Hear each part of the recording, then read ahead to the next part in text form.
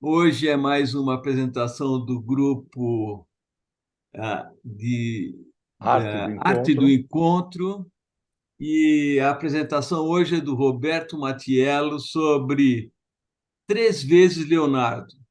Roberto, Tá antes de legal. mais nada, se apresente e Hum. daí toque em frente à apresentação. Abração. Tá legal, obrigado. Bom, a maioria já me conhece, a menos desses que entraram mais recentemente. Meu nome é Roberto Matiello, eu sou o mais jovem do grupo, né? Eu sou o Benjamin do grupo, né? E de vez em quando faço apresentações. Normalmente, quando alguém da bancada, eu entro. Então, eu não está muito programado, mas de vez em quando eu entro. Mas é um prazer, é sempre legal estar junto aí com os amigos da velha guarda, né? E hoje nós vamos falar sobre o Leonardo da Vinci, não sobre a vida do Leonardo da Vinci, porque a vida do Leonardo da Vinci é um negócio muito grande, muito interessante, etc. e tal. Mas ele, entre as qualidades que ele tinha a qualidade de ser pintor.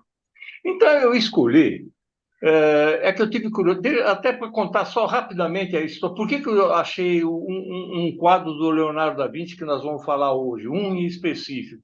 Alguém do grupo, que lamentavelmente eu não lembro o nome, colocou no grupo um livro sobre uma pessoa que tinha sido retratada pelo Leonardo da Vinci, né? E colocou o nome do livro, e certamente a maioria não leu, mas eu, como sou curioso por leitura, peguei, comprei o livro e li. E vi, aí eu falei, bom, e foi uma pessoa que foi retratada por ele, aí aproveitei para fazer essa pequena apresentação, mas como para falar de quadro a gente fala mais ou menos rápido, eu, além dessa personagem que nós vamos ver daqui a pouco, eu coloquei mais duas personagens que foram retratadas, personagens não, mais dois quadros que foram feitos pelo Leonardo da Vinci. Evidentemente, eu não escolhi a Mona Lisa porque ela é manjada, né? Todo mundo conhece a Mona Lisa, todo mundo já ouviu falar alguma coisa sobre a Mona Lisa, então seria chover no molhado. E também não falei sobre a Última Ceia, aquela que está lá em Milão, é um afresco que está em Milão. Eu também não falei porque, puxa, teve filme a respeito disso, então eu peguei umas obras que não são tão divulgadas assim, são muito bonitas, vocês vão ver, tem bastante história sobre elas, mas não são as mais manjadas do Leonardo da Vinci. Então é por isso, são três quadros que ele fez mais, evidentemente, mas eu escolhi três dentre os que ele fez para a gente conversar um pouquinho hoje. Vamos em frente, então. Bom, o primeiro que a gente vai falar é o Salvator Mundi, né? É o Salvador do Mundo. É esse retrato de um personagem só, é o Jesus Cristo, né? Que ele tem lá, entre várias formas que eles chamam de Jesus, eles chamam de o Salvador do Mundo. E essa obra ficou conhecida como Salvator Mundi, né? Que está em latim. Foi feita pelo Leonardo da Vinci, aproximadamente em 1500. O Brasil estava começando a ser conhecido em outros lugares, não só aqui, né? Ele é um óleo sobre tela e é um quadro que não é tão grande. Ele tem 45 centímetros de base por 66 centímetros de altura. Como você já falei mais de uma vez, ele foi feito pelo Leonardo da Vinci, cuja estátua que está aparecendo aí. Essa estátua do Leonardo da Vinci, ela fica exatamente em Milão, né? Ele fez esse quadro estando em Milão. Essa estátua dele está em Milão, na Piazza Scala. Quem já gosta de ópera, por exemplo, esteve na Itália, especificamente em Milão, sabe que tem o Teatro Scala em Milão, que ele é famosíssimo. E na frente desse teatro tem uma praça, que é chamada Piazza Scala, e lá tem essa estátua do Leonardo da Vinci. Então, vamos começar falando sobre o Salvator Mundi. Vamos em frente, Wagner.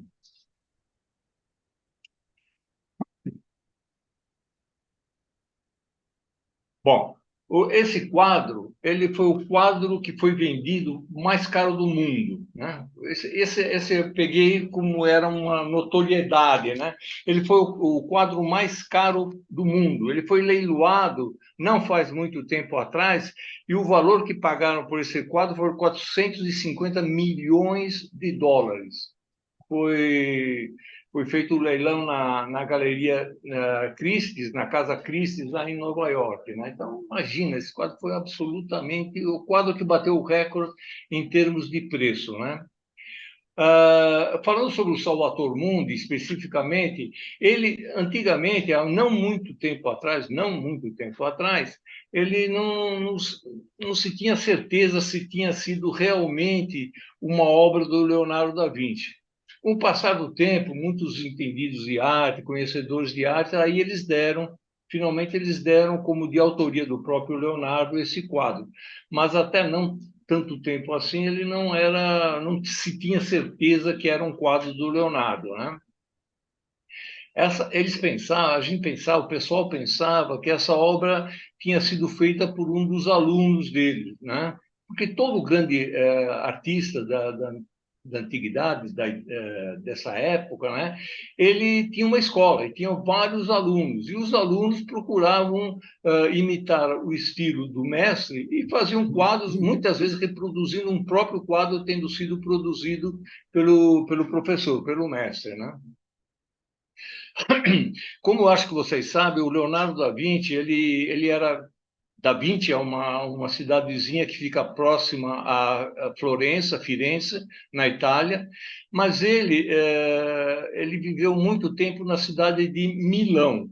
E, no fim da vida dele, o Leonardo da Vinci foi convidado para morar na França pelo rei da época. O rei da França da época era Francisco I, né? E ele morreu na França, o Leonardo da Vinci. E ele morreu e com ele tinha uma série de quadros. Então, muito provavelmente, esse quadro estava com ele quando ele morreu na França, assim como estava com ele a Mona Lisa. Tanto que a Mona Lisa é um dos quadros que está lá no Louvre, porque assim que ele morreu, o rei da França ficou com uma série de obras que tinham sido feitas pelo próprio Leonardo, né? Bom, depois que ele morreu, depois o quadro foi para a Inglaterra, né? Não se sabe exatamente todo o percurso desse quadro. E ele, quando ele foi para a Inglaterra, ele ficou com o rei inglês Carlos I até 1649. Aí, depois disso, o quadro ficou para cima, para baixo, não se sabe exatamente por onde. E após muito tempo de desaparecida, em 2005, a obra apareceu com o colecionador russo, o Dmitry Ribolovlev. É esse camarada que está é um quadro dele, que está aí no número 2, na figura número 2. Bom, e finalmente, em 2017, o Dmitry resolveu leiloar a obra, quis se desfazer da obra, e essa obra foi adquirida, como eu disse para vocês antes, por 450 milhões de dólares, mas não se sabe exatamente quem foi o comprador. Desconfia-se que o comprador teria sido o atual príncipe da Arábia Saudita, o camarada que a gente conhece aí, esse que está na foto. Mas não se tem absoluta certeza se está com ele. Agora, para ter um dinheirinho desse, por 450 milhões de dólares para usar numa obra, certamente o camarada não deve ter muitos problemas para fazer a feira, né? Então é provável que realmente esteja com ele. Vamos para o próximo, Wagner. Bom, fazendo algumas análises, esse tipo de análise, vira e mexe, quando a gente vai estudar, vai saber alguma coisa de uma obra, aparecem essas observações da obra. Então, no número 1, está o quadro tal qual ele é. Então, tem a figura, provavelmente, de Jesus. O Jesus está com a mão direita levantada, com os 3 dedos, como que abençoando, e na mão esquerda ele tem uma esfera de vidro. Representaria o mundo, essa esfera, tá certo? Então, o quadro é o que está representado na figura número 1. Na figura número 2, são feitos eixos verticais, horizontais e eixos em X para verificar, para ver se a obra é uma obra simétrica, é muito simétrica, é pouco simétrica, ou, enfim, qual é a simetria que o artista quis dar à obra. Se a gente olhar, a gente vê que a obra não tem muita simetria, tá certo? Então, tem alguma simetria, como é o caso o que está mostrado na figura número 3, tem alguma simetria com um eixo vertical que passa pelo centro do quadro. Mas, mesmo assim, não é absolutamente simétrico como existem algumas obras que o são, né? Na figura número 4, o quadro é dividido por duas linhas, dividindo o quadro em três partes, duas linhas horizontais, né? E a gente vê a parte de cima da cabeça, o olhar do Cristo, né? A parte de cima, a mão abençoando no centro e a mão que segura a esfera na mão esquerda, na parte de baixo do quadro. Os olhos estão no terço superior, quer dizer, a parte que quando a gente olha uma obra, normalmente a gente começa olhando para o terço superior da obra. Os estudiosos falaram isso, eu não sei se é verdade, mas enfim. E os pintores normalmente colocam, dão o foco principal da obra que eles querem representar no terço superior do quadro, tá? Os ombros estão no eixo central do quadro. E a gente percebe o seguinte, que quando Leonardo da Vinci fez esse quadro, ele quis dar absoluto destaque ao Cristo, ao Jesus. Tanto que ele colocou um fundo preto. Então ninguém olha para, ninguém tem outras coisas para focar, a não ser a imagem do personagem principal. Então a gente vê no número 8 absolutamente só ele que aparece. Se a gente exclui o personagem principal, ele só vê preto, não vê, ou seja, não vê absolutamente nada. Então, em termos de primeiras observações do quadro, seriam essas, tá certo? Vamos para o próximo, por favor, Wagner.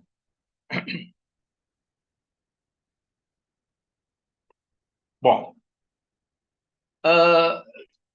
a gente precisa chegar meio de perto para ver aí, mas na figura número 1, a gente vê a mão abençoando, né? A gente vê a boca e a parte de baixo da boca, do queixo dele e a parte da esfera. Ele fez esses três detalhes foram divididos com as proporções áureas na pintura, ou seja, ele usou proporções áureas para fazer esses três detalhes. Físicas, as proporções áureas são as que melhor, que mais efeitos artísticos dão à obra. E foi, não por acaso, foi o que fez o Leonardo da Vinci com essas três partes da obra, né? A mão abençoando, que é a parte principal, a esfera, que é o mundo, e a parte onde seria do peito, onde seria o coração, né? Uma coisa que eu achei interessante aí foram os cabelos do personagem, né? Ele fez, se a gente olhar de perto, ele fez uma perfeição, os cabelos cacheados, uma perfeição. Tanto que eu coloquei aí, eu achei, que a pintura superou a fotografia. Por quê? A gente tira a fotografia, por exemplo, você pegar o cabelo de uma mulher cacheada, os cachos não vão ser tão perfeitos como os cachos do cabelo que o Leonardo da Vinci fez para essa figura. Então, eu acho que realmente é fantástico esse detalhe. Quando a gente observa assim, esse detalhe em particular, e outros detalhes também da obra, mas esse detalhe em particular, realmente, a pintura superou a fotografia. Ele fez uma perfeição, né? Coisa que provavelmente na prática não existe cabelos, no caso, cabelos tão perfeitos quanto esses que ele pintou nesse quadro, né? Outro detalhe aí na figura número 3, à esquerda embaixo, é o foco da obra.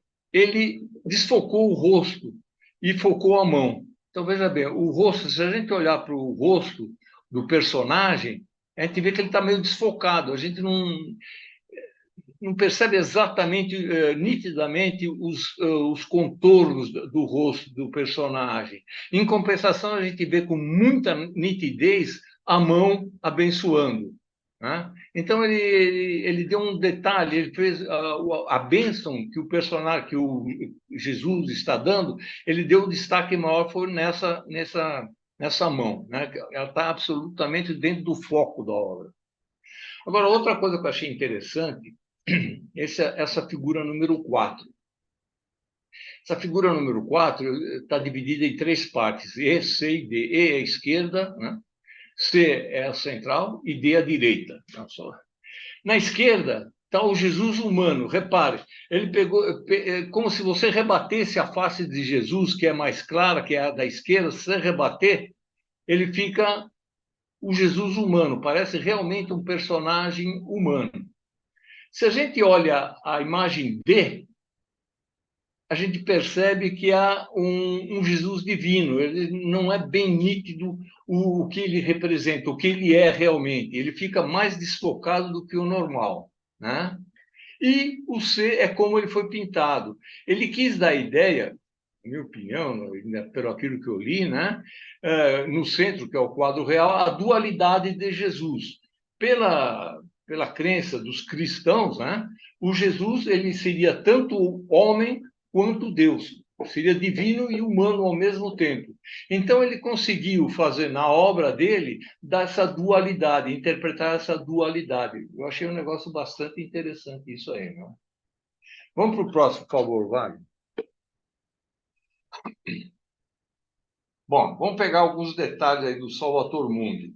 Esse detalhe número 1 é o detalhe da mão, que eu falei alguma coisa, né?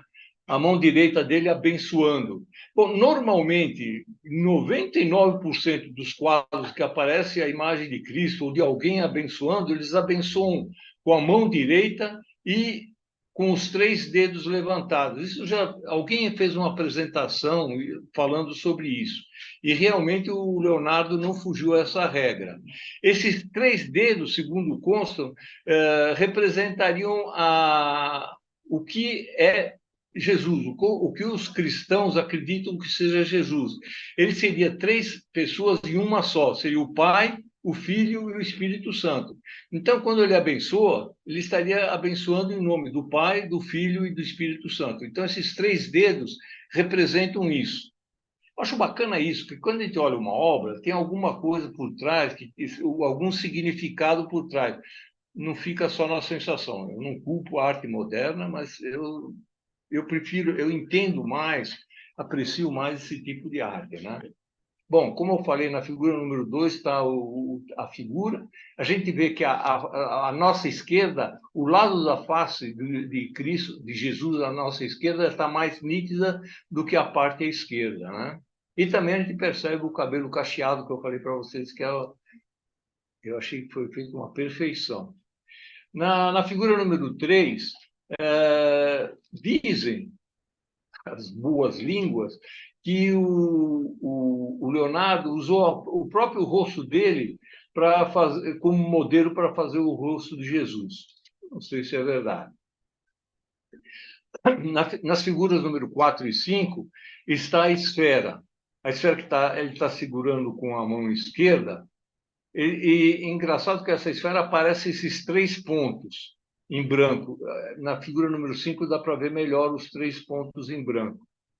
Eu procurei aí para ver se entendia alguma coisa do significado, mas não sei, não vi em nenhum lugar. Eu achei que talvez esses 3 pontos talvez pudessem também lembrar o símbolo da Trindade, né? O Pai, o Filho e o Espírito Santo. Quer dizer, estaria dominando, estaria protegendo o mundo, o Salvador mundo. Mas isso não tenho certeza, isso é uma interpretação minha, tá?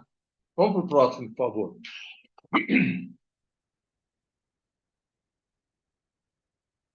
Olha aí, detalhes, né? Bom, um é o quadro. A figura número 1 é o quadro em si, né? Mais uma vez, reparem bem o rosto, metade focado, metade sem foco, né? Então, a gente vê aí em detalhe o rosto da figura no número 2, né?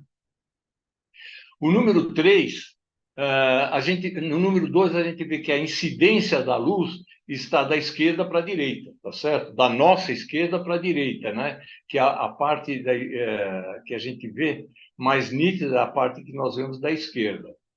A figura número 3, detalhe das joias, né? Da roupa dele. Eu não entendi bem porque é a joia, mas está lá o detalhe das joias. E o que eu achei interessante, esse 4 pequenininho e o 5, é o olhar. O olhar dele é um olhar que não é muito focado. Eu achei não muito focado, até interessante. Os olhos não estão, como a gente pode ver na número 4, eles não estão bem no centro da órbita do globo ocular, né? As pupilas estão um pouco deslocadas. Se a gente olhar direito para ele, a gente não vê se ele está olhando, não está olhando. Ele usou uma técnica que era típica dele, chamada esfumato, né? O esfumato, quer dizer, é uma tradução minha, nossa, sei lá, é esfumaçado, quer dizer, não tem traços muito nítidos, parece ter uma fumaça na frente, né? Em italiano é sfumato, quando ele não dá contornos muito nítidos à figura que ele representa, né? Então é muito interessante esse olhar do Salvator Mundi. Daqui a pouco eu vou dar mais um comentário sobre esse Salvator Mundi que eu achei muito interessante. Quando eu estava lendo a respeito, eu achei bastante interessante e vou falar para vocês. Vamos para o próximo, por favor, vai. Outra coisa que é interessante, cara, é que o Salvator Mundi, bom, ele foi um quadro, como eu falei para vocês, ele foi pintado, acredito que muito próximo a 1500, né? E o sudário, que todo mundo conhece, ou boa parte das pessoas conhece, o sudário fica na cidade de Torino, na Itália, né? O sudário é do século XIII, reza a lenda que teria sido o lençol que cobriu Jesus quando ele teria morrido. É mentira, né? Fizeram uma série de testes de datação com carbono, né? Não é. O sudário é uma obra do século XIII. A gente gostaria de acreditar que ele fosse original, tal, mas a igreja mesmo gosta de dizer que seria original, mas cá entre nós ele não é. E o Salvator Mundi é do século XVI, bem no começo do século XVI. Mas o interessante disso, que o rosto do sudário e o rosto do Salvator Mundi, eles coincidem perfeitamente. Não sei se o Leonardo tinha algum conhecimento do sudário à época, eu não sei. Ou se foi uma mera coincidência, o fato que quando a gente sobrepõe uma parte do rosto à outra parte do rosto, eles são perfeitamente compatíveis, né? Então, é muito interessante. Na figura número 2, a gente vê as cores. 99% das pinturas sacras, né, elas têm, por tradição, cores, né? Então, Maria normalmente vem vestida de azul, enfim, cada santo tem sua cor predileta e assim por diante. Mas, enfim, isso é um chavão, é uma tradição da pintura de personagens religiosos. No caso aí, o azul da roupa representaria o céu, né? E o dourado e as joias representam a realeza divina da imagem. Isso aí eu andei pesquisando, porque eu achei estranho um camarada que teoricamente seria um pobre ter joias. E aí uma das razões que disseram dessa obra, dessa joia que apresenta aí no peito dele, é que representaria a realeza divina da imagem. Isso é bastante criativo, né? E interessante também, não só é o sorriso da Mona Lisa, como a gente vê no quadro, mas também o próprio sorriso do Salvator Mundi. A gente vê que é um sorriso, é um esboço de sorriso, né? É um sorriso com a boca fechada. Os lábios ficam ligeiramente voltados para cima. Os sorrisos do Leonardo são muito famosos. Evidentemente, o mais famoso ficou sendo o da Mona Lisa. O Wagner está com pressa. Vamos lá, Wagner, para o próximo, por favor. Agora, um negócio que é interessante é esse segredo da esfera, né? Então, ele tem uma esfera na mão. A gente vê, eu coloquei na figura em cima, aí, a figura número 1, a esfera real, tal como seria na realidade, e a esfera B, como ela está representada no quadro. Cá entre nós, o Leonardo da Vinci ele era um profundo estudioso. Inclusive, nas obras dele constam uma série de estudos sobre óptica. E ele desenhou a esfera na mão do Jesus, do Cristo, como está representado no quadro, aí no B, na figura número 1B. Né? Quer dizer, e o que não é uma realidade. Se você colocar uma esfera na mão, ela vai representar conforme está em A, ou seja, ele vai inverter o símbolo das vestes de Jesus, não fica igual, eles ficariam invertidos. E uma série de outros detalhes que não seriam compatíveis com uma esfera. E eles achavam estranho o Leonardo da Vinci, que era um estudioso de óptica, teria feito isso. Por que ele fez? Por que a esfera não vira a imagem, por exemplo? Né? Então, cientistas da Universidade da Califórnia estudaram o enigma da esfera de vidro da pintura. Né? Por que a esfera mostra sinais de refração ou de reflexo da luz? Ela não mostra isso. As dúvidas são geradas pelas vestes de Cristo mostradas atrás da esfera, que não são distorcidas ou ampliadas, né? A gente vê na figura B, elas não são nem distorcidas nem ampliadas, elas deveriam ser mostradas como está em A. Aí a pesquisa que o pessoal fez, esse pessoal da Universidade da Califórnia, eles descobriram que, de acordo com a pesquisa, a resposta é que no quadro Jesus está segurando uma esfera oca ao invés de uma sólida. Então, se ele estivesse segurando uma esfera, eu li lá, de 1,3 milímetros de espessura, né? Não sólida, mas oca, né? Então, ela não faria nem reflexo, nem reflexão e nem nada, e nem distorceria a imagem. Então, segundo consta, o Leonardo teria pintado na mão do Jesus uma esfera não sólida, uma esfera só com 1,2 milímetros, perdão, de espessura. É um detalhe, né? Os cientistas afirmam que o globo, se o globo fosse sólido, agiria como uma lente convexa, invertendo e ampliando qualquer coisa por trás dele, como está no A. E que não, o que não ocorre em Salvator Mundi, que é o que está em B. Para chegar aos resultados, a equipe usou uma técnica especial de computação gráfica.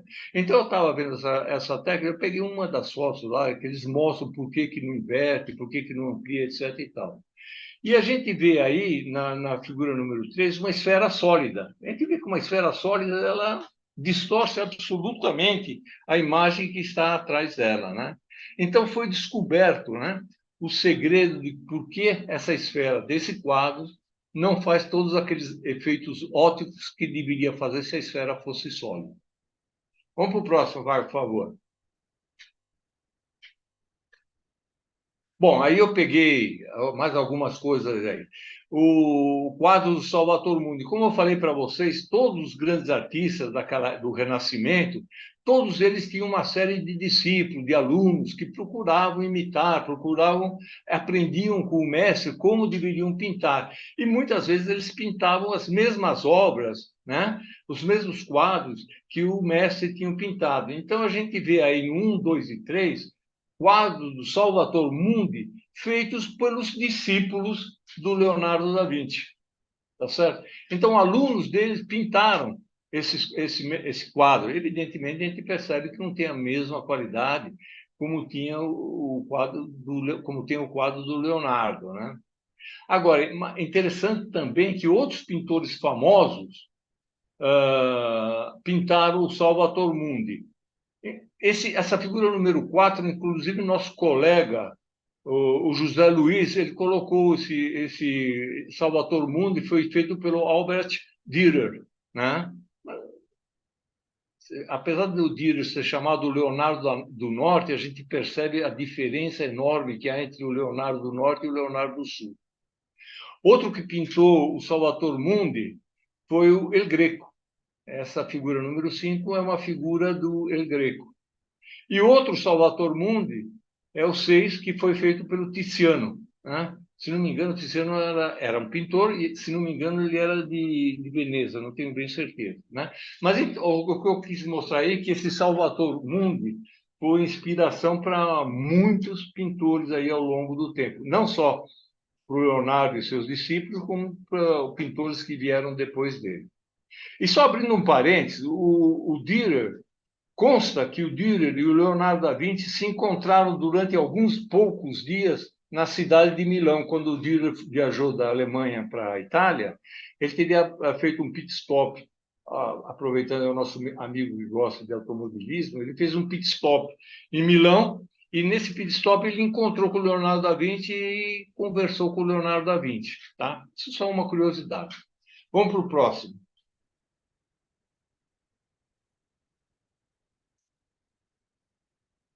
Volta um, Wagner. É isso. Esse é um negócio que eu achei interessante. Por isso que eu coloquei esse quadro aí de cuidado. Síndrome de Stendhal, né? Síndrome de Stendhal, eu fui ver o que queria dizer síndrome de Stendhal. É uma doença psicossomática que pode causar aceleração do ritmo cardíaco, vertigens, desmaio, confusão ou mesmo alucinações, quando uma pessoa é exposta por algum tempo a certas obras artísticas. consta que muita gente que vai ver o Salvator Mundi ou a própria Mona Lisa, né? Ele se fica muito tempo focado, ele fica com esse sintoma. Não é todo mundo, mas algumas pessoas têm uma certa tendência a ficar com essa síndrome de Stendhal, ou seja, de ficar meio tendo vertigem. Você olha assim muito fixamente durante muito tempo, por exemplo, no número 2, nos olhos de Jesus, o camarada meio que entra na chamada síndrome de Stendhal. Stendhal foi um escritor francês que lutou junto com Napoleão Bonaparte.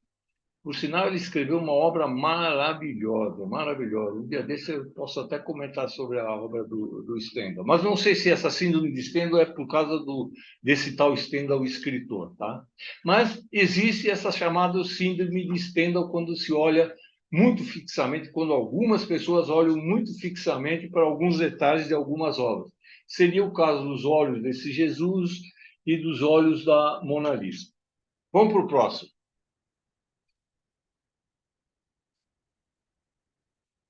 Bom, o outro quadro do Leonardo da Vinci, que também não é tão manjado como os outros, todos os quadros dele são famosos, mas não é tão famoso como, por exemplo, a Mona Lisa. É o quadro que foi chamado A Virgem dos Rochedos. É o Leonardo da Vinci, todos os quadros que eu ponho aí são dele. Datado, ele é anterior ao Salvator Mundi, foi feito entre 1483 e 1486. É uma pintura a óleo sobre madeira, né?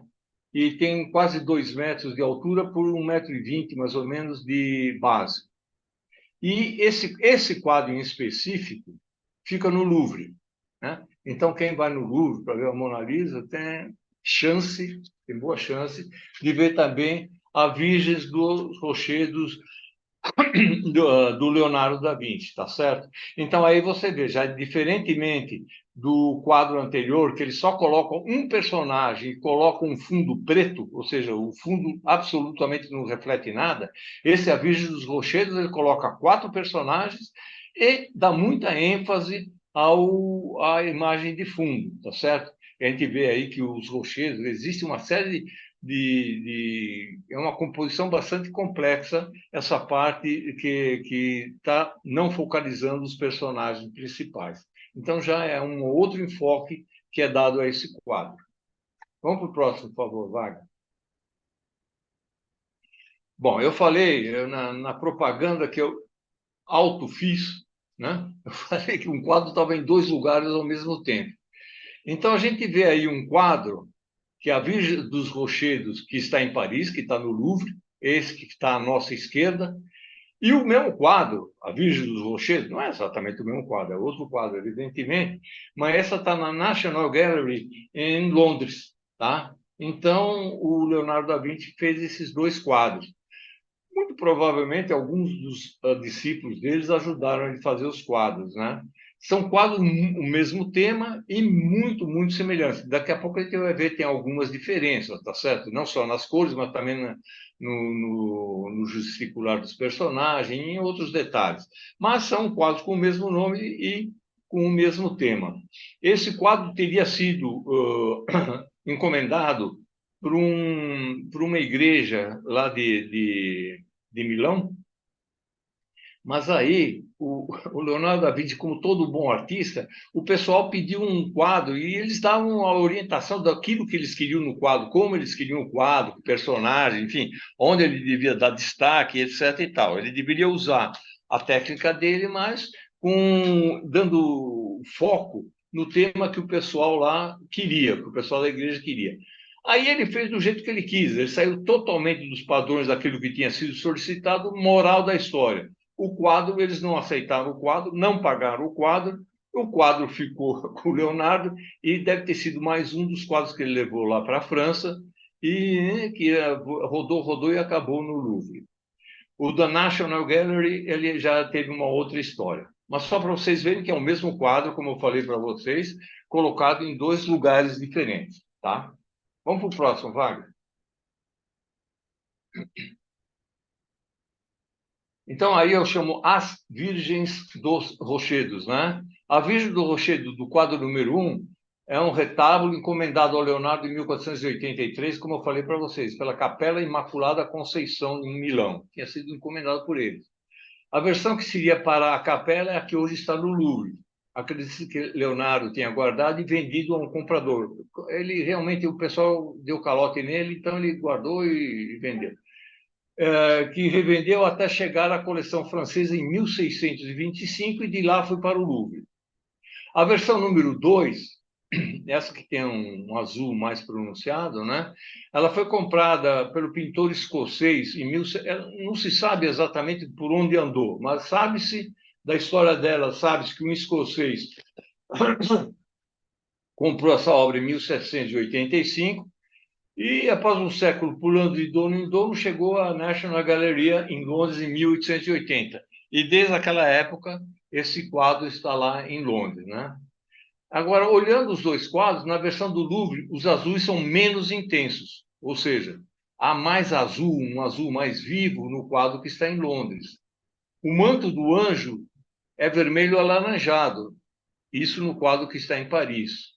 No quadro de Londres, a mão do anjo foi suprimida. Repara que a mão do quadro número 1, o anjo está com a mão dele apontando.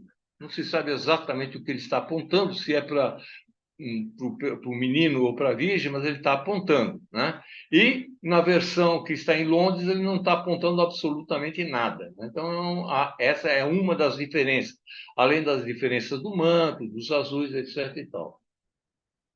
O quadro de Londres teria sido feito pelos discípulos de Leonardo? Essa é uma dúvida que permanece, né? Contar o seguinte, o Leonardo, ele não assinava as obras que ele fazia. Grande parte dos artistas do Renascimento, eles não assinavam as obras. Então, não se sabe se realmente era dele ou não. A técnica é muito parecida, o quadro é muito parecido. Ou foi realmente feito por ele, o que é muito provável, ou foi feito pelos discípulos. Ou, o que é mais provável ainda, foi feito por ele e as partes secundárias do quadro foi feito pelos discípulos do Leonardo. Vamos para o próximo, vai. Então, eu peguei aí alguns detalhes do estudo. O Leonardo da Vinci, como a maioria dos pintores, não esses que fazem obra ao acaso, jogando tinta em cima do quadro, não estou desmerecendo, mas esses não fazem estudos preliminares, não porque eles não conseguiriam reproduzi-los. Mas, no caso do Leonardo, ele fazia uma série de estudos, antes de fazer o quadro, ele fazia uma série de estudos do personagem. Então, a gente vê e muitos dos cadernos de estudos do Leonardo da Vinci existem até hoje. Então, aí são figuras que foram retiradas de lá. Dá uma olhada. No número 1 está um estudo da Virgem. O número 2 está o rosto do anjo. O número 3 são todos os personagens que estão no quadro, na Virgem dos Rochedos, estão estudados aí. Então, a gente vê que ele realmente fez uma série de estudos antes de fazer o quadro. A criança que representa João Batista também foi estudada, aí está aí a cabeça. Só um detalhe: João Batista teria sido, ou seria, primo de Jesus. Ou seja, a Maria foi a mãe de Jesus, teria sido a mãe de Jesus, e Isabel foi a mãe de João Batista. Elas eram primas, e, por consequência, João Batista e Jesus teriam sido primos, né? Outro estudo que ele fez, que está lá nos cadernos do Leonardo da Vinci, é o estudo do anjo apontando. Repara, a mão apontando é exatamente a mesma mão que está apontando no quadro que está no Louvre, mas não está no quadro que está em Londres. Tá? Então, esses são os estudos preliminares. Ou seja, mostrar que o camarada não fazia assim, não saía pintando, né? Tomava umas e saía pintando. Ele realmente procurava fazer alguma coisa depois de já ter pensado naquilo que ele iria fazer. Vamos para o próximo, por favor. Aí, ó, descrição do quadro. Então, sempre que a gente vê um quadro, a gente vê descrição. Muitas vezes a descrição é óbvia, é só olhar. Mas, enfim, descrição do quadro. Essa cena não é narrada em nenhum dos evangelhos canônicos do Novo Testamento. O que quer dizer isso? Quer dizer que, segundo a tradição cristã, existem 4 evangelhos. São Marcos, Lucas, João acho que Mateus, eu não lembro direito, mas acho que são esses 4, tá certo? E nenhum dos evangelhos, em nenhuma parte de nenhum dos 4 evangelhos, que são os chamados 4 evangelhos canônicos, né? Canônicos porque a igreja reconhece como evangelhos que a se dá crédito, né? Em nenhum desses evangelhos aparece o encontro de Jesus com o primo dele, João Batista, a não ser o encontro quando Jesus é batizado por João Batista, né? Mas quando eles eram crianças, em nenhum lugar, nenhum evangelho canônico aparece essa cena. Então, isso aí saiu mais de um evangelho que não era canônico, né? A Virgem dos Rochedos representa o encontro entre Jesus e João Batista, acontecimento narrado apenas nos evangelhos apócrifos. Evangelhos apócrifos é que não se sabe quem escreveu os tais dos evangelhos. Às vezes desconfia-se, mas não se tem absoluta certeza. Eles não são reconhecidos como absolutamente válidos pela igreja, né? Pelo cristianismo. Num desses evangelhos apócrifos teria sido descrita a vida de João Batista e teria sido, nesse tal evangelho, colocado esse encontro entre essas duas crianças. A cena se passa num local rochoso, repleto de plantas, e num cenário com um fundo escuro e com um rio, acho que é um rio ou lago, né? Com uma água lá no fundo, tá certo? No centro está a Virgem Maria, segurando com a mão direita o ombro do pequeno João Batista. Então, ele repara que Maria está segurando o ombro do sobrinho. E João Batista está ajoelhado, rezando, né? À direita, Jesus é retratado abençoando seu primo. Repare, mais uma vez, quando os cristãos abençoam, eles abençoam levantando esses 3 dedos. Desde criança, Jesus tinha esse caguete, hein? Maria aproxima a mão da cabeça da criança como sinal de proteção. Então, ela está aproximando a mão da cabeça de Jesus. Agora, repare nesse oval, né, maior, o jogo de mãos que o Leonardo fez. Uma mão em uma posição é de Maria tentando proteger a cabeça de Jesus. Outro é a mão do anjo apontando para o João Batista, que por sua vez tem as mãos em posição de reza. E outro, as mãos de Jesus, a mão de Jesus abençoando. Então, nessa vertical, um em cima do outro, a gente vê 3 formas de retratar a mão. Então, isso está nos estudos do Leonardo. Então, eu achei muito interessante ele passando do estudo para depois passou para o quadro, para a obra propriamente dita. É um negócio muito bacana. Quem fazia muito disso também é o Dürer, né? Um dia, se o José Luiz me deixar, eu vou falar sobre o Dürer, né? E o Wagner. O Wagner também não me deixa falar. Vamos para o próximo.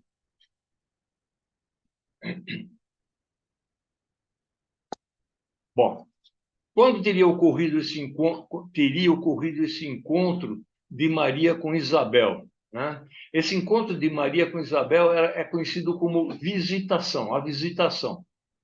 Nos evangelhos apócrifos, o encontro de Jesus e João Batista teria ocorrido durante a volta após a fuga da família para o Egito. Então, tem a história lá que o rei de Jerusalém, né, queria matar todas as crianças. Então, como Jesus estava nascendo nessa época, o pessoal, o pai de Jesus, a mãe de Jesus, ou seja, Maria e José, pegaram a criança e fugiram para o Egito. Na volta dessa fuga para o Egito, eles teriam se encontrado com a prima, com a Isabel, né, que era prima de Maria, e aí esse encontro teria ocorrido exatamente nessa ocasião. A visitação é como é conhecida a visita de Maria à sua prima Isabel. Então, eu peguei aí um quadro também famoso, de Rafael Sanzio, que é um dos maiores pintores do Renascimento, né? O Rafael também retratou esse encontro de Maria com Jesus, mas ele retratou esse encontro de Maria com Isabel, elas ainda grávidas. Na figura número 2, a gente está representado as 2 crianças no ventre materno, né? E agora, também consta que aquela gruta onde o Da Vinci pintou a obra, a gruta seria como se fosse um útero materno. né? Ou seja, aquela visita onde Cristo, então aquela gruta seria a proteção do Cristo que estava para nascer, né? Então, ó, um estudo do Leonardo mostrando um feto dentro do ventre materno, né? Então, a gruta seria, que ele pintou lá, seria uma alegoria a esse evento. Vamos para o próximo, por favor, Wagner.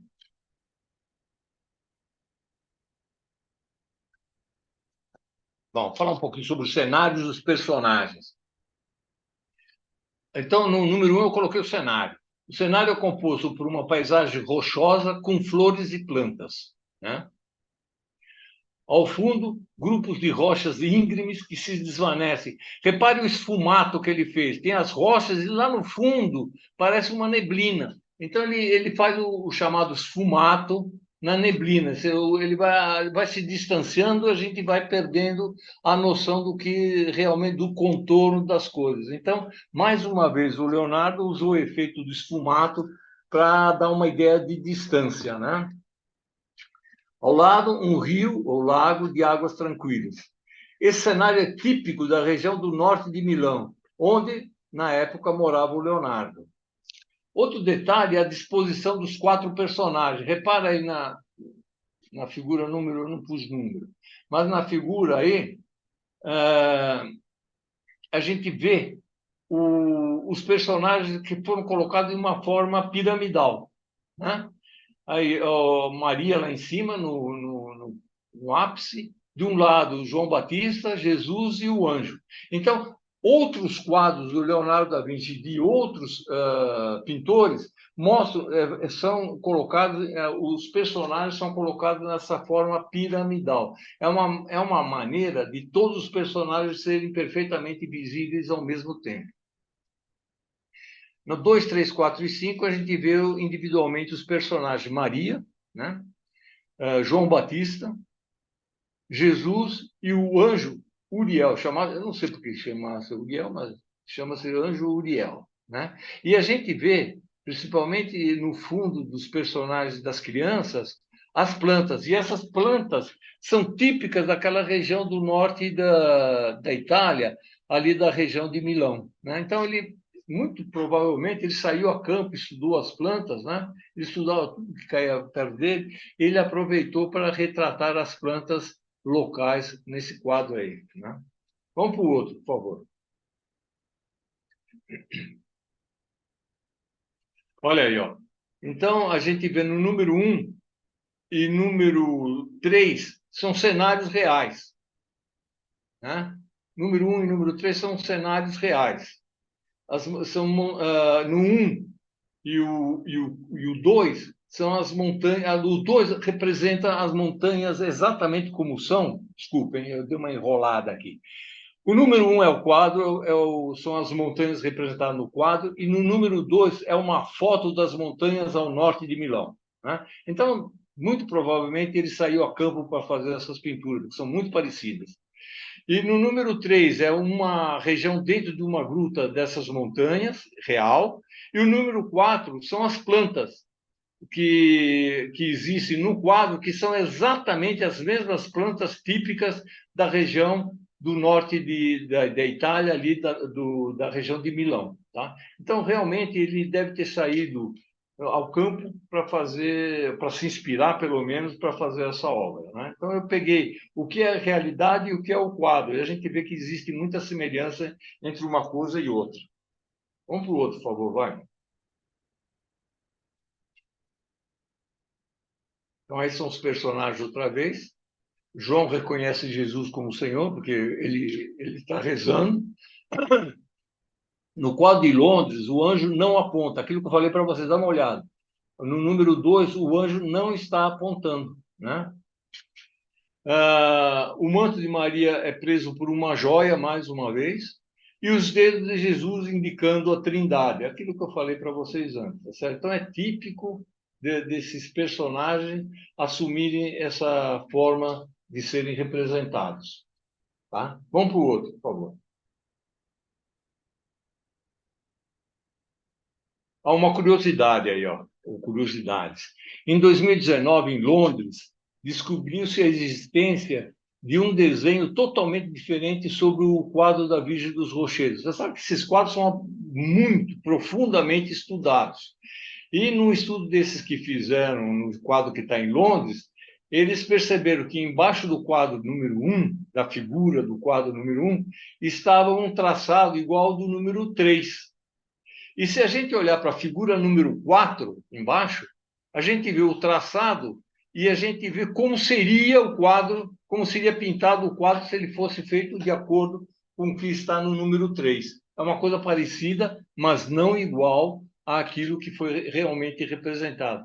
Então, eu acho que o pintor fazia algum estudo preliminar, tinha alguma ideia e, sei lá, ele mudava de ideia, então fazia coisas diferentes. Mas nisso ele foi pego. Muitos anos depois, né? Cerca de 500 anos depois, percebeu-se que existe um quadro, o tracejado de um quadro totalmente diferente daquilo que realmente foi representado. A gente vê também que nos quadros do Louvre e aquele da National Gallery, as plantas são diferentes. Apesar de os dois quadros representarem a botânica de plantas ali daquela região que ele pintou, mas são plantas diferentes. Uma do Louvre, a gente vê no número 5 em cima, e aquele que está na National Gallery está representado no número 5 embaixo. A gente vê que as plantas são diferentes. São muito bem representadas, né? Mas são diferentes. Vamos para o outro, Wagner.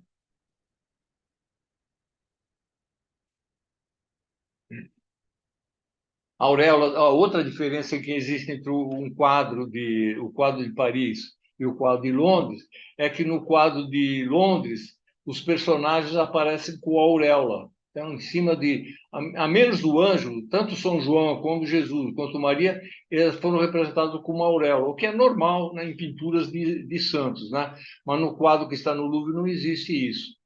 Outra coisa, no quadro que está em Londres, o João Batista é representado como tendo uma cruz no ombro, né? A gente vê, eu coloquei uma seta aí para vocês verem, né?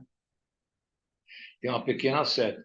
E no quadro que está no Louvre, não há auréola em nenhum dos personagens. Pode reparar que no quadro que está no Louvre, o 3, nenhum dos personagens tem seta e também não existe aquela cruz que está no ombro de João Batista no quadro lá de Londres, na National Gallery.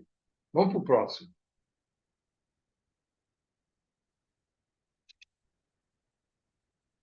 Outra coisa interessante, o cachorro escondido em Paris.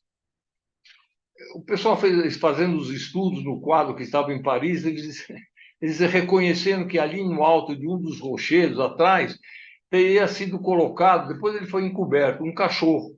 Esse cachorro que está representado em número 2, é na figura número 2.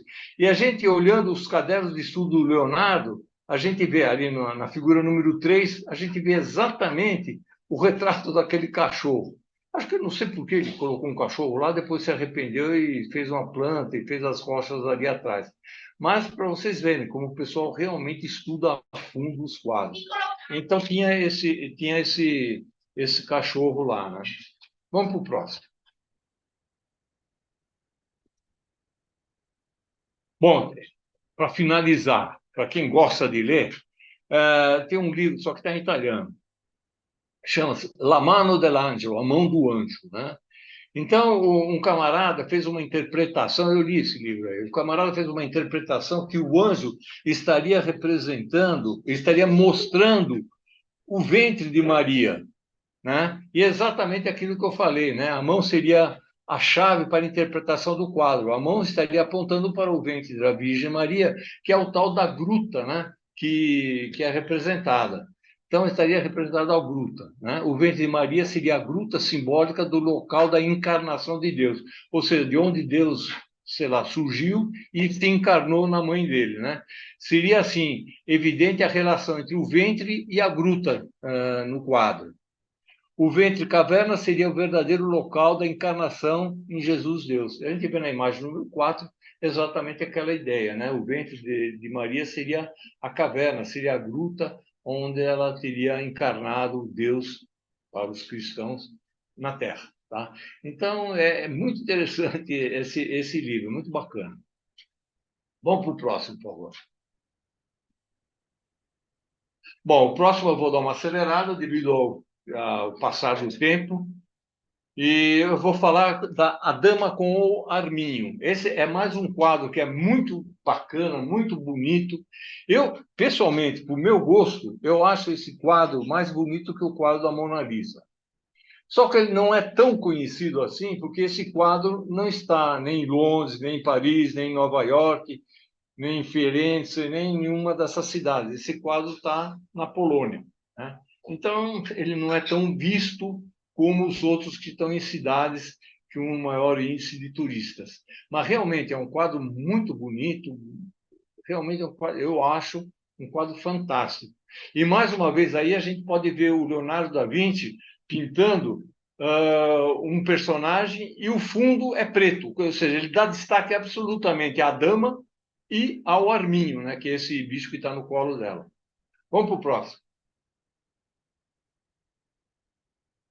La Dama con l'Armelino, é como chama-se em italiano. Esse é o quadro, né, que está lá, está lá na Polônia.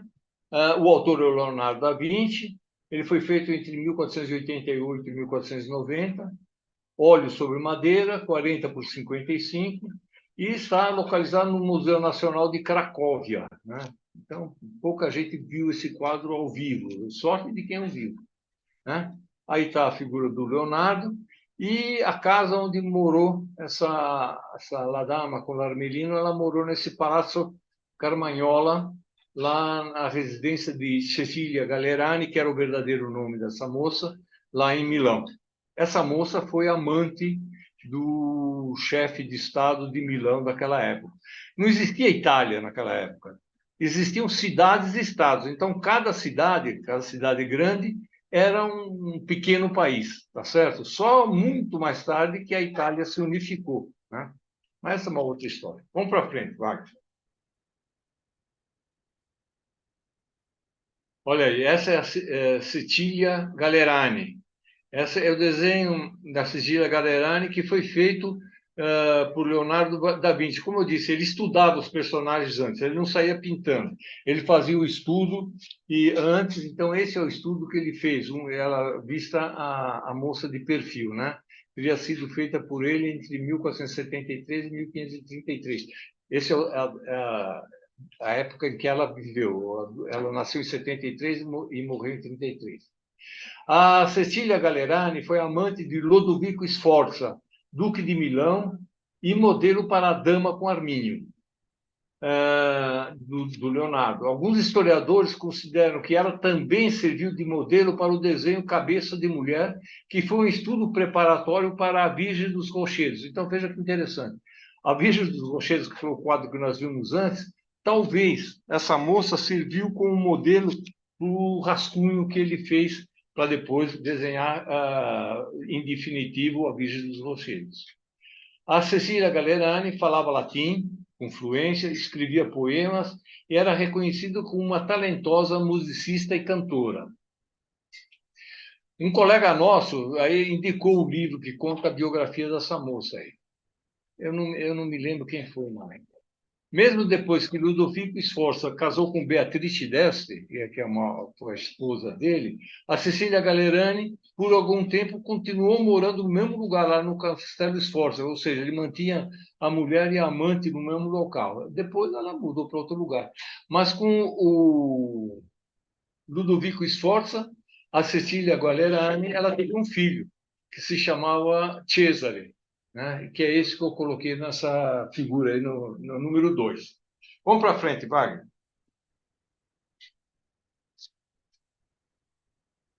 Ludovico Sforza e La Belle Ferronnière. Essa é uma confusão que fizeram. O Ludovico Maria Sforza também era conhecido como Ludovico il Moro. Ludovico il Moro era um nobre da Renascença italiana que governou como Duque de Milão de 1494 a 1499. Foi famoso como patrono de Leonardo da Vinci e de outros artistas da época. Então, esse pessoal, eles eram patronos, pegavam um monte de pintores, escultores, poetas, enfim, escritores, e colocavam na corte deles. E, periodicamente, eles faziam reuniões onde eles levavam todos esses personagens, né? E quanto mais personagens de destaque tinham uma corte, mais o dono da corte era considerado poderoso. Foi o que aconteceu com o Ludovico Sforza, tá certo? Mas toda a cidade, toda a grande cidade da Itália daquela época, tinha lá os seus patronos. Os Médici em Florença eram patronos também. O próprio Leonardo da Vinci trabalhou para os Médici em Florença. Bom, a Belle Ferronnière é esse quadro número 2, também um quadro de Leonardo da Vinci. Mais uma vez, um personagem com fundo absolutamente sem nada, né? O Leonardo da Vinci foi de 1490 a 1495 que ele fez essa obra. É um óleo sobre madeira localizado no Museu do Louvre. Esse quadro ele é mais visto do que o principal que nós vimos antes, porque esse está no Louvre. La Belle Ferronnière é o título do quadro de Leonardo da Vinci. Também ela teria sido uma das amantes de Ludovico Sforza. O cara era perigoso. O seu verdadeiro nome da moça era Lucrezia Crivelli. Consta que teria sido casada com um ferreiro, daí a denominação ferronnière, em francês, tá? Seria ferreira. Né? Então é por isso. Então, o Ludovico Sforza teve pelo menos duas amantes, a Cecília Gallerani e a Lucrezia Crivelli, e ele pediu para o Leonardo da Vinci fazer o retrato das duas. Tá? E ambos, esses dois retratos, estão no Museu do Louvre, em Paris. Vamos para o próximo, por favor. As histórias do arminho e do quadro. A gente vê no número 1 um arminho. Um arminho parece um bichinho assim, tranquilo, mas o bicho é terrível, ele é carnívoro. Ele não é, ele é parecido com um bicho que a gente chama de furão. O furão é um bicho tranquilo. Tanto que acredite-se que esse bicho que está, esse pseudo arminho que está no colo da moça, não seja um arminho, seja um furão, porque se fosse um arminho, ele não conseguiria ficar no colo da moça, ela não conseguiria segurá-lo, né? Então, a gente vê o arminho no número 1, né? E no número 2, ele no colo da moça, e no número 2, no colo da moça, e o Ludovico Moro sendo condecorado com a condecoração do arminho. A Ordem do Arminho foi uma ordem de cavalaria criada em 1463 pelo rei de Nápoles, que era Ferrante de Aragão, era um espanhol, né? Os condecorados recebiam um colar, como está pintado aí, de ouro com um pingente de arminho, com a letra "Prefiro morrer a ser desonrado". Só como curiosidade, por que arminho? O arminho é um bicho que é assim, ele não tem medo, ele enfrenta, ele vai morrer, mas ele não foge. Então foi por isso que criaram essa ordem do arminho, que seria um cara extremamente corajoso, né? Prefiro morrer a ser desonrado, que é o lema da ordem. Outra similitude que existe com esse arminho é que galé, em grego, significa arminho. E a moça chamava Galerani, ou seja, seria a moça dos arminhos. Então não se sabe se a moça está com o arminho por causa da condecoração que recebeu o namorado dela, ou se ela está com o arminho no colo porque o nome dela lembra os arminhos. De qualquer maneira, ela foi retratada com esse arminho no colo, né? A pintura faz alusão à ligação amorosa entre o Ludovico Sforza e Cecília Gallerani. Ela aparece abraçada ao arminho, ou seja, é típico do amor da mulher com o arminho, que o arminho seria o tal do Ludovico Sforza. Então, existe uma história atrás do quadro, ou algumas histórias atrás do quadro, que é um negócio bem interessante. Vamos passar para o outro. A confusão que deu foi que o camarada, o polonês que comprou esse quadro, a inscrição La Belle Ferronnière, Leonardo da Vinci, no quadro, foi adicionada após a sua compra na Itália pelo príncipe polonês Adam, não sei das quantas, por volta de 1800. Então, esse príncipe polonês esteve na Itália e comprou o quadro. Comprou o quadro dessa dama com arminho. Mas ele confundiu a dama com arminho com a Belle Ferronnière. E ele escreveu, alguém por ele escreveu no quadro, onde eu coloquei essa seta, desse lado aí da cabeça da moça, está escrito La Belle Ferronnière Leonardo da Vinci. Então, o cara comprou Jesus, confundiu Jesus com Genésio. Mas essa foi uma das confusões que foram feitas com esse quadro. Essa é uma das histórias, né? Naquela época, acreditava-se que o quadro fosse uma representação da Belle Ferronnière, que é essa moça que está no 3, que eu já falei para vocês. Ela supostamente foi uma outra amante, né, como eu disse para vocês, do Ludovico Sforza. E ambos são quadros do Leonardo da Vinci. Na figura número 5, é é o castelo de onde morava esse príncipe polonês, né? A venda do quadro... Bom, esse quadro ficou muito tempo com essa família polonesa, até que em 2016, pouco tempo atrás, a família vendeu esse quadro para o Louvre por 50 milhões de euros. Uma bagatela, né? 50 milhões de euros. E o pessoal da família que vendeu falou, bom, essa foi apenas uma espécie de doação. Uma doaçãozinha de 50 milhões de euros. Né? Isso é como curiosidade. Essas obras realmente têm um valor fantástico. Né? Tá? Então, essa é a confusão. A confusão foi exatamente, eles confundiram a Cecília Gallerani com La Belle Ferronnière. Né? Mas depois eles descobriram quem era quem. Vamos para o próximo. Bom, esse quadro, como eu falei para vocês, estava na Polônia, estava naquele castelo, e quando as tropas nazistas invadiram a Polônia, eles pegaram e levaram os quadros, acho que levaram lá para o Hitler, não sei. Levaram o quadro para o Hitler. Mas depois,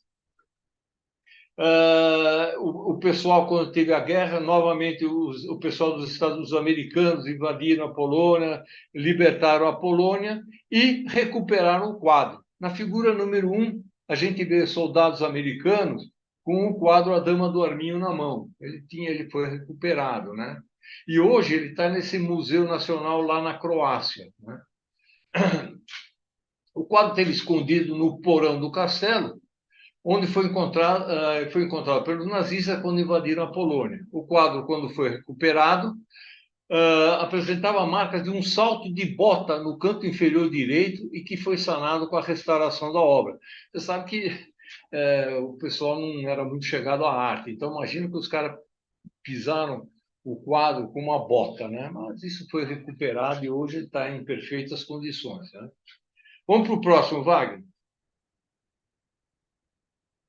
Ó, a dama com e sem os arminhos. Esse é mais um negócio que foi feito um estudo, né, desse quadro.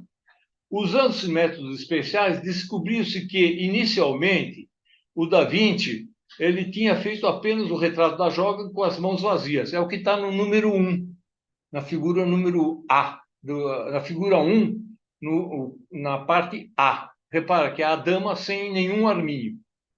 Então, antes ele pintou desse jeito, inclusive as roupas são diferentes. Depois, na versão seguinte, ele colocou um arminho cinza e mudou as roupas da moça. Então, depois colocou o arminho depois, né? E finalmente ele fez a versão número 3, né, que é a C, é a terceira versão, é a última, e que Leonardo chegou à versão definitiva da Dama com Arminho. Então, só para vocês verem que esse quadro ele tem uma história, né, muito interessante. Então, ele teve 3 versões. Hoje, com exceção de algumas partes impossíveis de se reparar, o estado da conservação da obra, né, é muito bom. Testes de diagnóstico mostraram que a parte esquerda da figura, o fundo preto, foram pintados, ou seja, aquilo que hoje é fundo preto, antes era pintado. Porém, se constatou, era pintado e tinha uma luz que ficava na parte de cima, conforme está representado na parte número 2, né? Depois, essa janela foi apagada e ficou só a dama com arminho com fundo preto, como o Leonardo costuma fazer quando pinta personagens, principalmente femininos. A menos da Mona Lisa. Vamos para o próximo. Lá, Wagner. Características gerais do quadro, né? A dama foi retratada em 3 quartos, nem de frente nem de perfil, né? A roupa da Cecília é elegante, mas não é tão luxuosa. A figura da mulher e do arminho são iluminados por uma luz que surge no fundo, à direita do observador. Então, eu coloquei essa seta aí em diagonal, que é mostrando mais ou menos de onde a luz é incidente. Os cabelos são castanhos e lisos, estão bem penteados e presos por um véu, e uma faixa estreita passa pela testa da Cecília. A gente pode ver isso na figura número 2. O rosto é suave e está girado em relação ao tronco. Os olhos castanhos parecem de cristal. Dá uma olhada nos olhos, como ele fez o brilho dos olhos. Né? Então, os olhos, não só os olhos pintados, como um reflexo da luz que está iluminando. Né? Os lábios são bem delineados e esboçam um leve sorriso.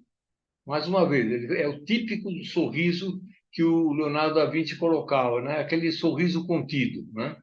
O pescoço das damas é bastante longo e tem ao redor um colar de contas negras. O olhar da dama e do Arminho estão focados em algo que está fora do quadro. Ambos estão olhando para alguma coisa que está fora da nossa visão, está fora do quadro. Né? Vamos para o próximo. Olha aí. As feições da moça, bacana esse quadro. Não trazem as maçãs do rosto destacadas, nem os lábios carnudos e avermelhados ou qualquer outro traço de maquiagem. Ela está pintada tal qual ela é. Sua beleza é a simplicidade. A técnica da pintura utilizada por Leonardo tinha como objetivo sustentar o belo por meio do leve esfumato, o esfumato, como eu já falei para vocês, né? Assim, é possível compreender o retrato da Gallerani como a suavização do interior da jovem. Então, ele usou esse esfumato assim para dar uma ideia da suavidade da moça, né? Que seria apresentada de forma mais agressiva, caso a técnica prezasse pelo contraste entre as cores utilizadas. Eles são cores bastante suaves, né? A menos do fundo, que é preto, exatamente para destacar o personagem. Os dedos são alongados, não possuem características que podem ser atribuídas à feminilidade. Eu achei, eu não entendo nada, mas eu achei que essa mão ficou um pouco grande para a dama. Está certo que ela é a que está mais em destaque, está mais próxima ao observador. A técnica do esfumato também pode ser percebida no arminho que ela segura no colo. Também o arminho não está perfeitamente delineado, principalmente a parte da cabeça dele. Né? Vamos para o próximo, por favor, Wagner. Aí são detalhes da dama com ele. Mais algum detalhe. Ó. O número 1, detalhe do colar e da sombra. Só vendo bem de perto que se vê esse destaque do colar e da sombra. Quer dizer, que a luz que incide sobre a moça e sobre o colar faz essa sombra nas pontas. Né? Detalhe do colar e das pedras de granada negra. Segundo a crença popular, as pedras de granada preta regem o relacionamento e a fidelidade, ou seja, não é à toa que ela era amante do cavalheiro lá. E, mais uma vez, o detalhe do sorriso contido da Cecília Gallerani. Na figura número 2, eu destaquei atrás da cabeça dela, onde tem essa setinha, a longa trança de cabelo da Cecília cai por suas costas. Ela fez uma trança que está pendendo em cima do pescoço, na parte de trás da cabeça. E também coloquei como detalhes, na 4 e 5, os sorrisos que o Leonardo costumava fazer. O número 4 é São João Batista. É um quadro que ele fez. E o número 5, não sei nem falar, que é a Mona Lisa. Né? Vamos para o próximo.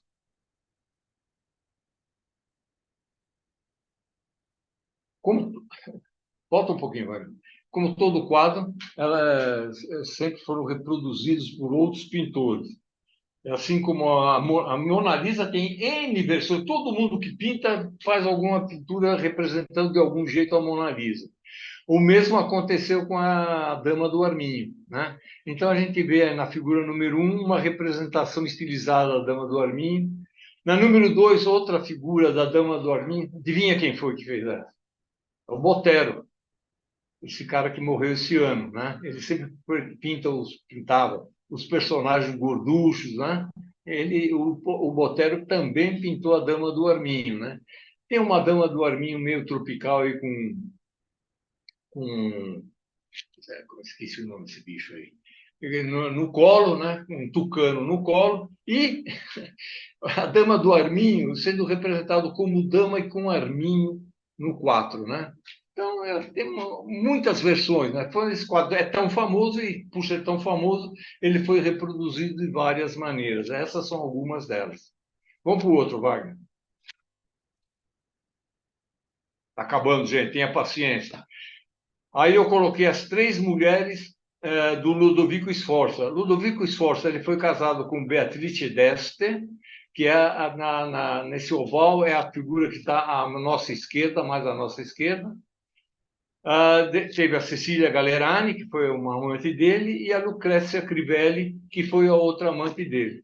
Então, esse era o famoso Ludovico Sforza. Ele também tem uma história bastante interessante. Vamos para o outro, Wagner. Estamos acabando, gente. Vamos, Wagner.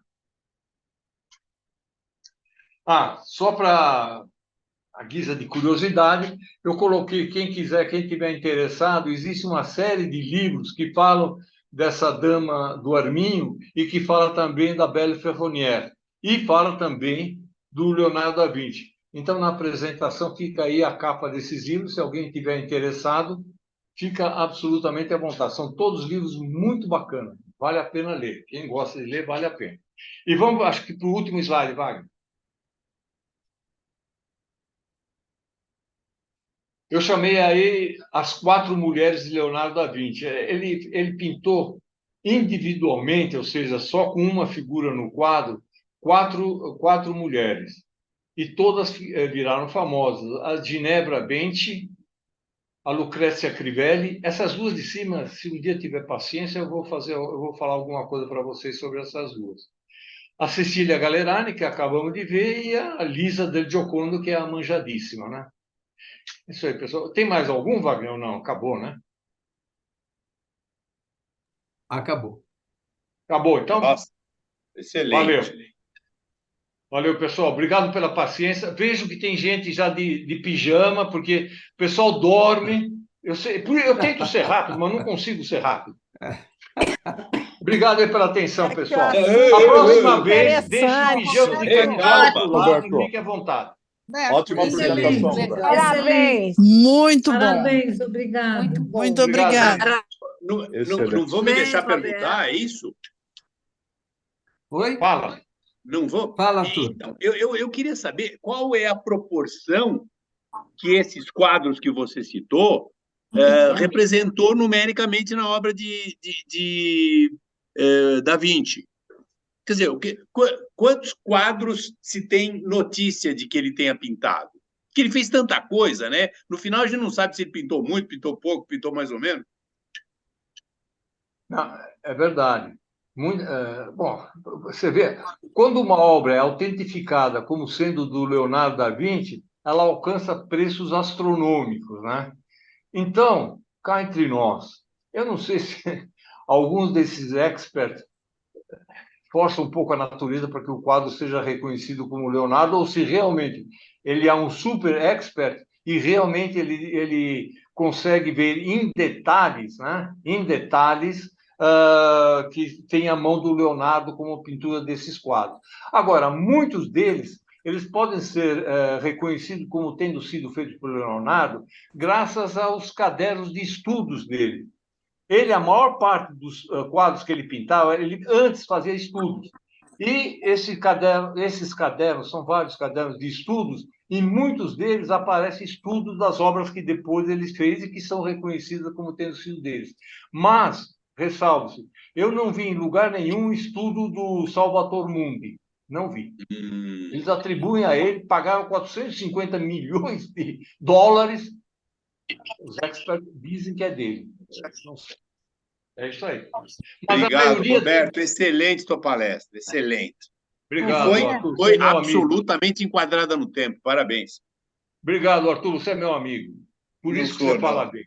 Eu sempre que eu falar alguma coisa, eu vou falar para o Wagner te chamar primeiro, para você falar alguma coisa. Obrigado, Roberto. Aí, obrigado, pessoal. Obrigado. Muito bom. Parabéns, muito bom. adorei. Obrigado, Trabalho Lúcia. precioso, hein? Excelente. Lindo Obrigado. Também, achei muito interessante, muito, adorei. Muito bom. Olha, mas Muito bom. do Leonardo tem muita coisa que é bacana, viu? Tem realmente assim, até os estudos científicos deles é um negócio bacana. Ele estudava anatomia, naquela época eles não tinha muito acesso, não podia dissecar cadáveres, e ele fazia isso para estudar, né? Ele, o Michelangelo também. Então, existem muitas coisas que ele fez que são muito interessantes. Mas, agora, apresentar a biografia do Leonardo da Vinci é um negócio que duraria, sei lá, uns 3, 4 apresentações. Não vale a pena, né? Bom, pessoal, mais uma vez agradeço a paciência de Não, peraí, vocês. a Tuta tem Aí, uma pergunta aqui. Espera aí, espera aí, espera aí. Fala, Tuta. em primeiro lugar, não se importe com o tempo. Eu defendo há É. muito, há Cara, muito você. Ô, Tuta, peraí. Tuta, uma parte. Já me criticaram pelo tempo. Eles falaram que eu tinha que comprar pijama para os assistentes. Você não sabe toda a história. Olha, Roberto, pijama e camisola. Eu tenho que comprar para a turma que assiste. Tem que servir café antes. Então, eu não me preocupo até certo ponto, viu, Tuta? É que você não sabe os bastidores que o pessoal é. ó, ninguém é velhinho tanto assim que precisa dormir às 9 horas da noite, tá? Não, Em primeiro lugar. Em segundo lugar, a sua apresentação são sempre muito recheadas de pesquisa, conhecimento, etc. Mas eu quero te fazer uma questão. Uma das apresentações que eu quero fazer, eu não sei bem quando eu vou fazer, mas eu quero fazer, é sobre exatamente os falsificadores, né? E se falsificaram o Leonardo da Vinci ou não, se copiaram, se inventaram quadros, é um assunto que dá pano para manga, porque quem inventou é tão bom quanto o Leonardo da Vinci? Quem inventou, o inventor é artista? O que ele faz na cópia, que é tão boa quanto o Leonardo da Vinci? Eu não posso dizer que ele também é um artista? Mas isso daí é um assunto só estou fazendo um teaser para deixar todo mundo mais ligadão. Legal. Ô, Não, Tuta, legal. vamos marcar a data. Ô, Tuta, uma Não, eu pergunta. estou reunindo um pouco de informação ainda. Não, mas tudo bem, marcamos para o ano que vem. Aí. Olha, ô, Tuta, toma cuidado com o Wagner. Não, falou? agora, Eu tomaria cuidado com o Ari, que ele está sorrindo muito, eu estou preocupado. o sorriso do Ari é maquiavélico. Não, e ele não Ele é falou nada. terrível. Ele não falou nada. Não, mas ele fala